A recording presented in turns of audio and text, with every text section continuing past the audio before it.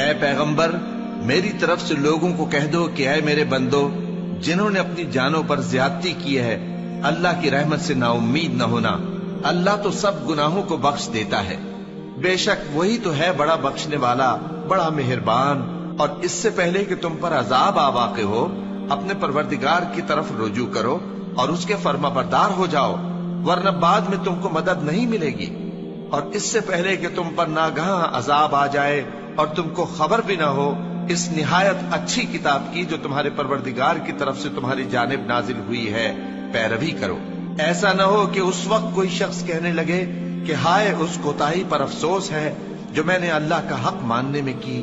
اور میں تو ہنسی ہی کرتا رہا، یا یہ کہنے لگے کہ اگر اللہ مجھ کو ہدایت دیتا تو میں بھی پرہیزگاروں میں ہوتا، یا جب عذاب دیکھ لے تو کہنے لگے کہ اگر مجھے پھر ایک دفعہ دنیا میں جانا ہو تو میں نیکوکاروں میں ہو جاؤں۔ ارشاد ہوگا کیوں نہیں، میری آیتیں تیرے پاس پہنچ گئی تھی مگر تو نے ان کو جھٹلایا اور شیخی میں آ گیا اور تو کافر بن گیا۔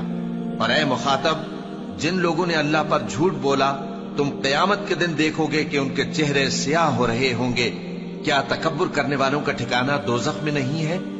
اور جو پرہیزگار ہیں ان کی کامیابی کے سبب اللہ ان کو نجات دے گا، نہ تو ان کو کوئی تکلیف پہنچے گی اور نہ وہ غمناک ہوں گے۔ اللہ ہی ہر چیز کا پیدا کرنے والا ہے اور وہی ہر چیز کا نگراں ہے،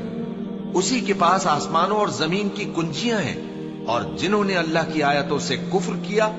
وہی نقصان اٹھانے والے ہیں۔ کہہ دو کہ اے نادانو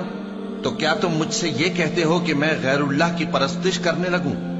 اور اے پیغمبر تمہاری طرف اور ان پیغمبروں کی طرف جو تم سے پہلے ہو چکے ہیں یہی وہی بھیجی گئی ہے کہ اگر تم نے شرک کیا تو تمہارے اعمال برباد ہو جائیں گے اور تم نقصان اٹھانے والوں میں ہو جاؤ گے، بلکہ اللہ ہی کی عبادت کرو اور شکر گزاروں میں رہو۔ اور انہوں نے اللہ کی قدر شناسی جیسی کرنی چاہیے تھی نہیں کی، اور قیامت کے دن تمام زمین اس کی مٹھی میں ہوگی اور آسمان اس کے داہنے ہاتھ میں لپٹے ہوئے ہوں گے، اور وہ ان لوگوں کے شرک سے پاک ہے، بلند و برتر ہے۔ اور جب سور پھونکا جائے گا تو جو لوگ آسمانوں میں ہیں اور جو زمین میں ہیں سب بے ہوش ہو کر گر پڑیں گے مگر وہ جس کو اللہ چاہے۔ پھر دوسری دفعہ سور پھونکا جائے گا تو فوراً سب کھڑے ہو کر دیکھنے لگیں گے، اور زمین اپنے پروردگار کے نور سے چمک اٹھے گی اور اعمال کی کتاب کھول کر رکھ دی جائے گی، اور پیغمبر اور دوسرے گواہ حاضر کیے جائیں گے، اور ان میں انصاف سے فیصلہ کیا جائے گا اور ان کے ساتھ بے انصافی نہیں کی جائے گی۔ اور جس شخص نے جو عمل کیا ہوگا اس کو اس کا پورا پورا بدلہ مل جائے گا، اور جو کچھ یہ کرتے ہیں اس کو سب کی خبر ہے۔ اور کافر گروہ گروہ کر کے جہنم کی طرف ہانکے جائیں گے، یہاں تک کہ جب وہ اس کے پاس پہنچ جائیں گے تو اس کے دروازے کھول دیے جائیں گے، اور اس کے داروغہ ان سے کہیں گے کہ کیا تمہارے پاس تمہیں میں سے پیغمبر نہیں آئے تھے جو تم کو تمہارے پروردگار کی آیتیں پڑھ پڑھ کر سناتے اور تمہارے اس دن کے پیش آنے سے تمہیں ڈراتے تھے؟ وہ کہیں گے کیوں نہیں، لیکن کافروں کے حق میں عذاب کا حکم ثابت ہو چکا تھا۔ کہا جائے گا کہ دوزخ کے دروازوں میں داخل ہو جاؤ، ہمیشہ اس میں رہو گے، سو تکبر کرنے والوں کا برا ٹھکانہ ہے۔ اور جو لوگ اپنے پروردگار سے ڈرتے ہیں ان کو گروہ گروہ کر کے بہشت کی طرف لے جایا جائے گا، یہاں تک کہ جب وہ اس کے پاس پہنچ جائیں گے اس حال میں کہ اس کے دروازے کھولے جا چکے ہوں گے، اور اس کے داروغہ ان سے کہیں گے کہ تم پر سلام ہو، تم بہت اچھے رہے،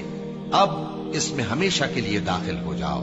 اور وہ کہیں گے کہ اللہ کا شکر ہے جس نے اپنے وعدے کو ہم سے سچا کر دیا اور ہم کو اس زمین کا وارث بنا دیا، ہم بہشت میں جہاں چاہیں رہیں، تو اچھے عمل کرنے والوں کا بدلہ بھی کیسا خوب ہے۔ اور تم فرشتوں کو دیکھو گے کہ عرش کے گرد گھیرا باندھے ہوئے ہیں اور اپنے پروردگار کی تعریف و تسبیح کر رہے ہیں، اور ان میں انصاف کے ساتھ فیصلہ کر دیا جائے گا، اور کہا جائے گا کہ ہر طرح کی تعریف اللہ ہی کے لیے ہے جو تمام جہانوں کا مالک ہے۔